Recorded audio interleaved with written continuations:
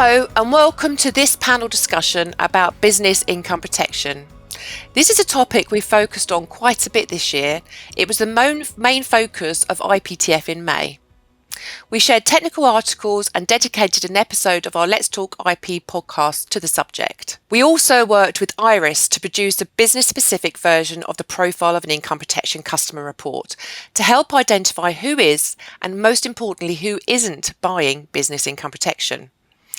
As the protection industry continues to evolve, business protection stands out as a high growth and underrepresented segment, making it a vital topic for this year's IPAW Income Protection Action Week.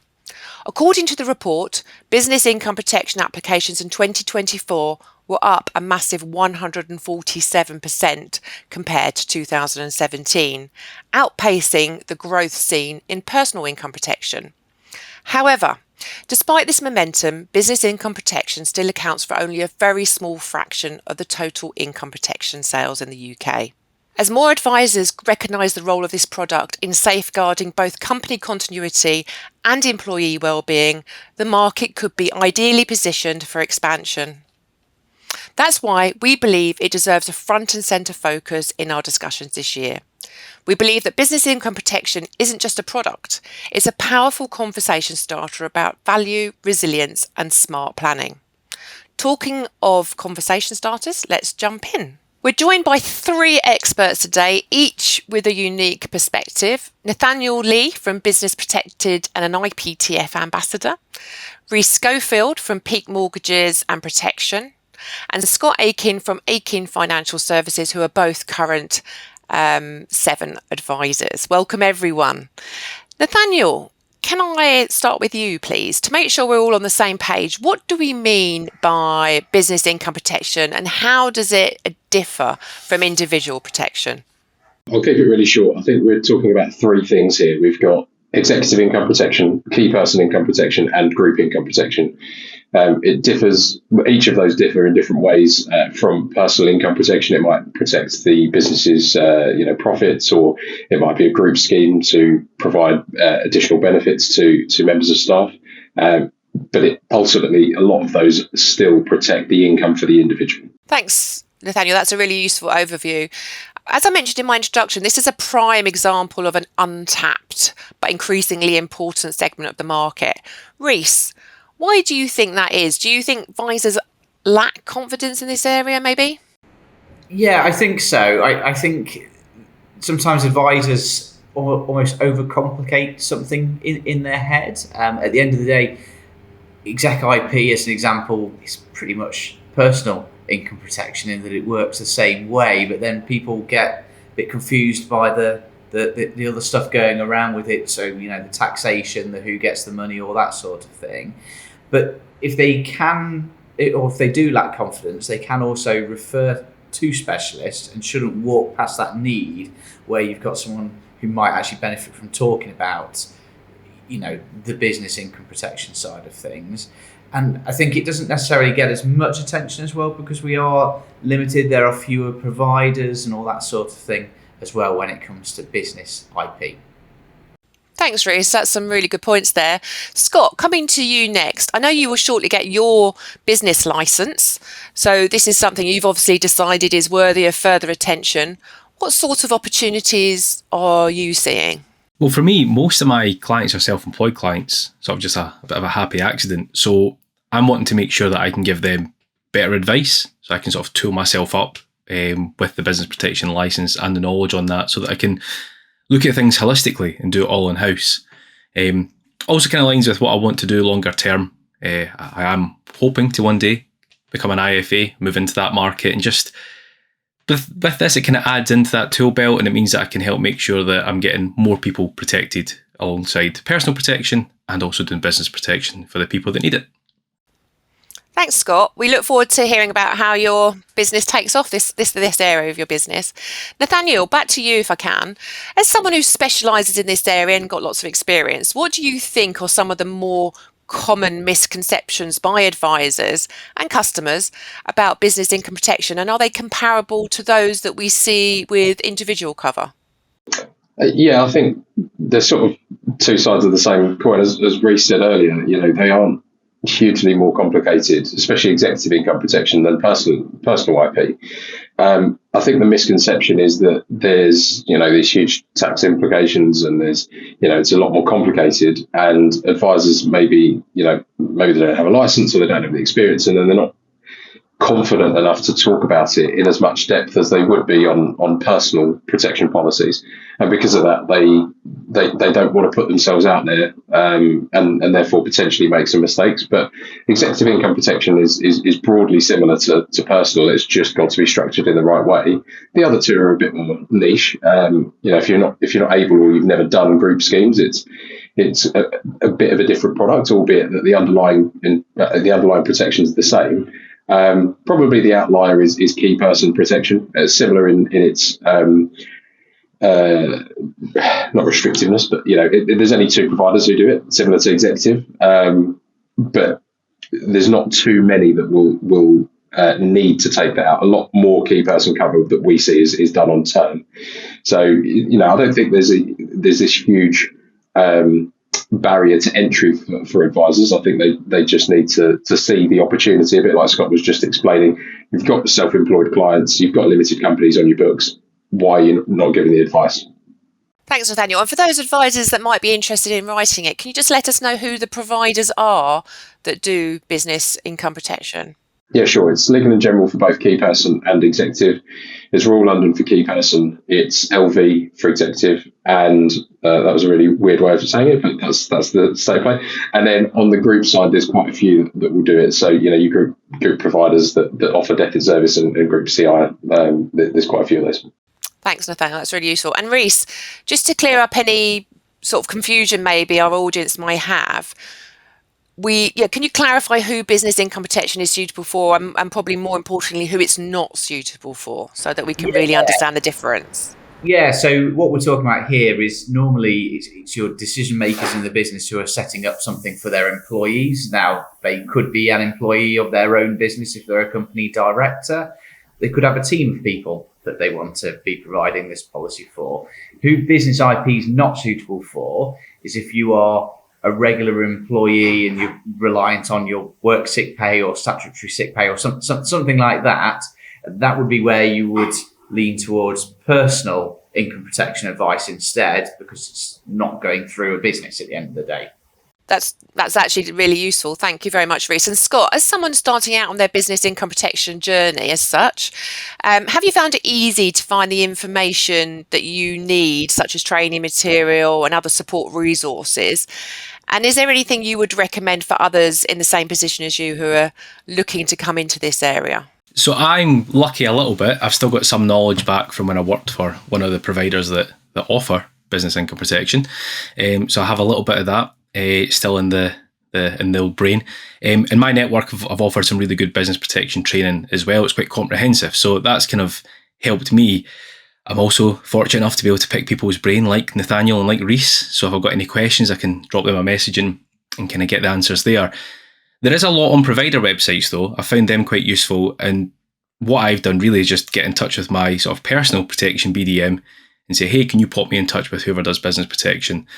That person's been able to have a call with me, have a chat, a meeting, whatever it might be, send over all the sales aids and guides that they might have. And it's been handy just to get a kind of provider perspective on their proposition, where they're unique, where it might be good to position it as well, because you get different ideas from the BDMs than you might get just from your sort of training to get your license, so to speak. So it's all good. There's also some stuff on the IPTF website that's been pretty useful as well. Thanks, Scott. Yeah, on the IPTF website, we've got a great article written by Nathaniel, and we've also got one written by Adam Hicks from SJP. We have a podcast that's really useful to listen to, hosted by Matt Chapman and Stephen Olnoldy, and that's definitely worth a listen.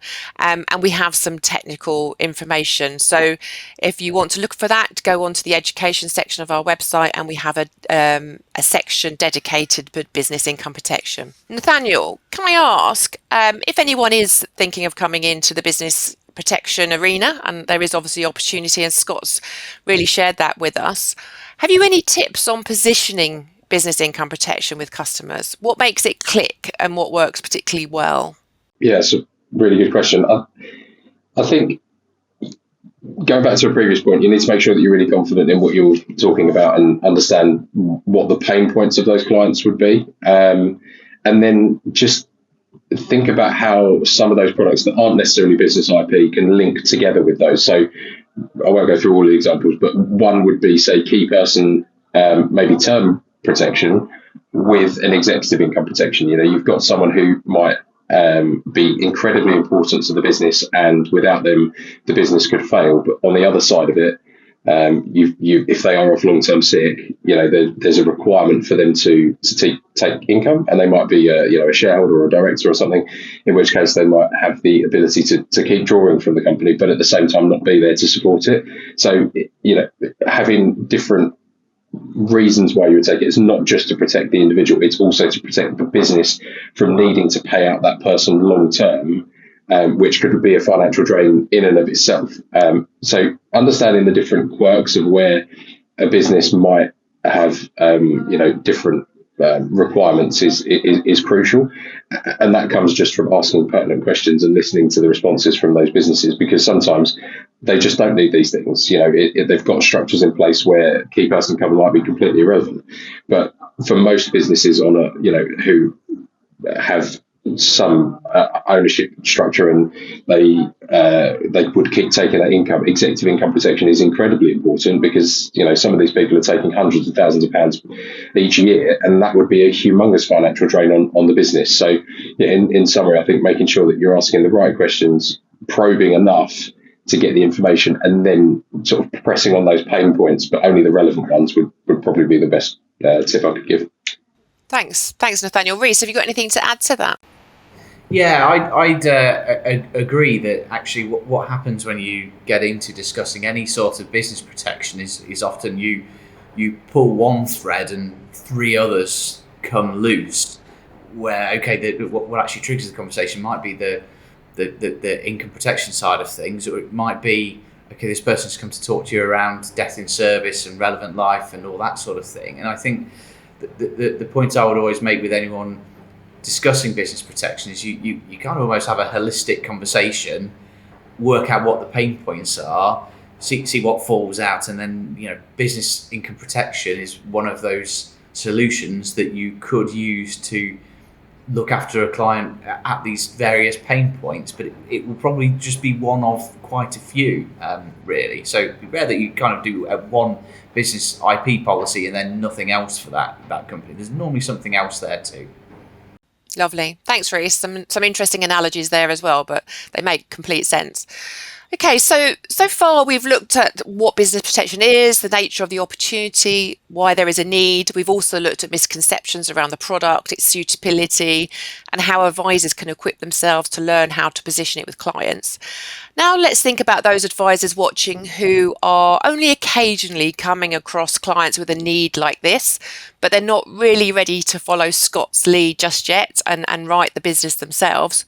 So I'm talking, of course, about referring business. Reece, I know that you work with a lot of advisors on this basis. Can you explain how you make that work?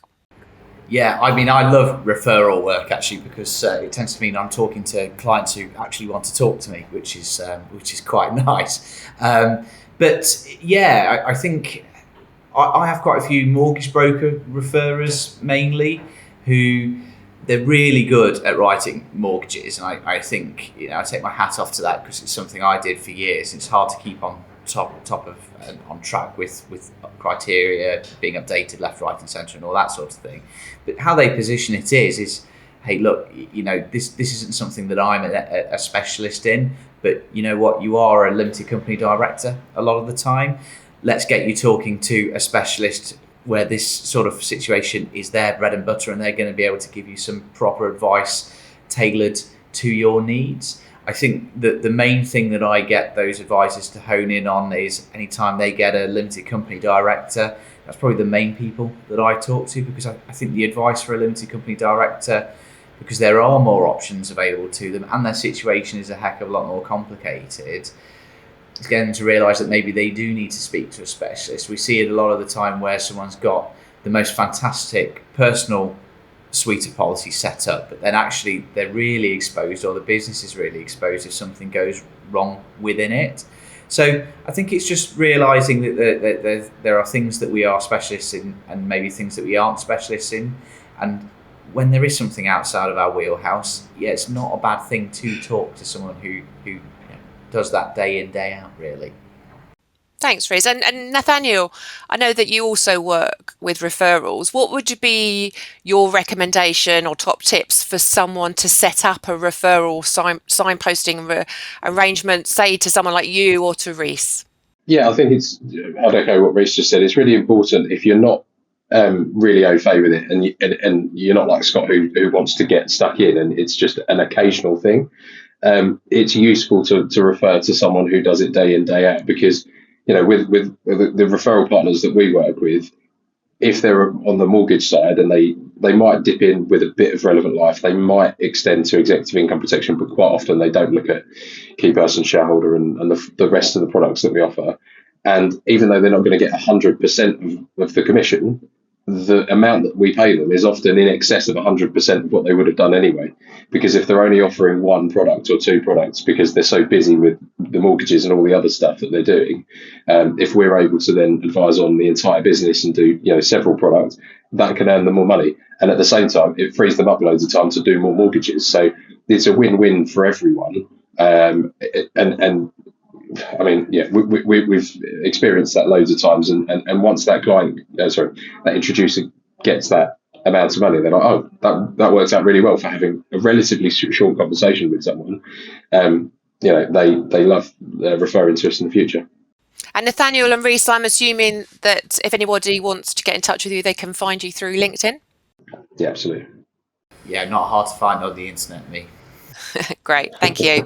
Okay, so as we come to the end of this session, given that this is Income Protection Action Week, the emphasis, of course, being on action, can I ask you all to recommend something useful to those with an interest in business income protection that they can do when they finish watching today? Scott, can I come to you first? Yeah, sure. I would book a call with the BDMs. Get onto your protection BDMs. If they don't do business protection, ask them to put you in touch with the person that does within there and have a chat with them. See if it's something that you can skill up on, see if it's something that you can do, obviously subject to your license, depending on network setup and things.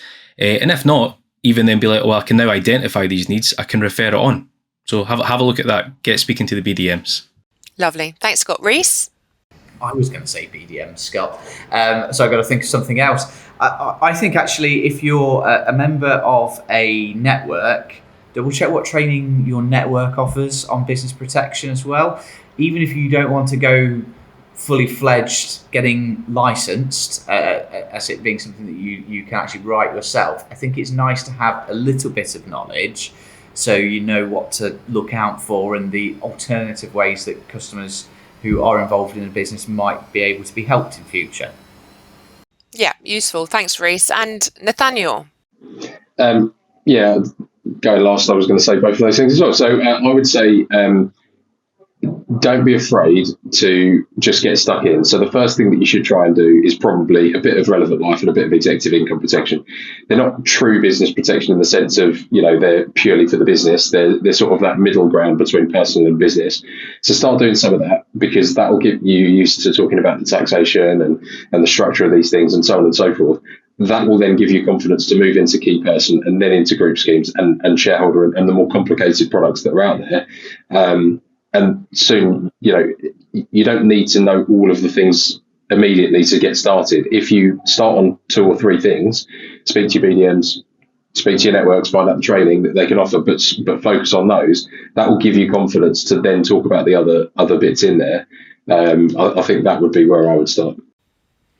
Lovely. Thanks, Nathaniel. And I've got a top tip of my own, which is head over to the IPTF website, look at the education section, and in there is business income protection, where you'll find quite a lot of useful information as well to help get you started.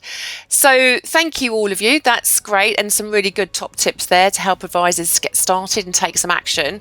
Thank you for your insights that you've offered. It's really, really useful, and it's great to hear it straight from the horse's mouth, so to speak. So very useful.